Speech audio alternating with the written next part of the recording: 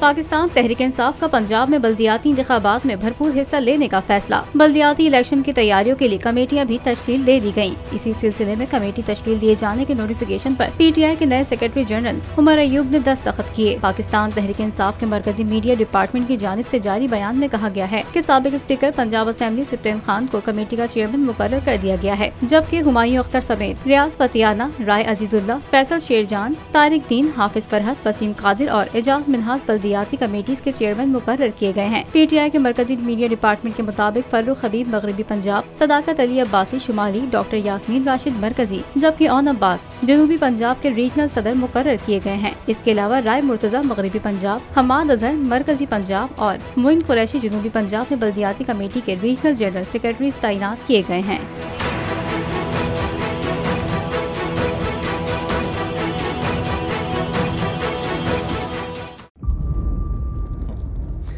इंतजार था ना, चलो इस बार वो करते हैं जो इससे पहले किया ही नहीं। किस्मत की आंखों में आंखें डाल के जीतना होगा। सब में है शेर जैसी राह, जर्रा जर्रा भी हर कंटेस्टेंट को लगेगा पहाड़। लड़खड़ाना नहीं है, खोल दो अपने पंख अगर आसमान छूना है। अबे लग रहा है ये सब पहले भी कहीं सुना है। एंटरटेनमेंट की गारंटी जनाब, क्योंकि यहाँ खेलोगे कूदोगे तो बनोगे नवाब। खुश रहो पाकिस्तान।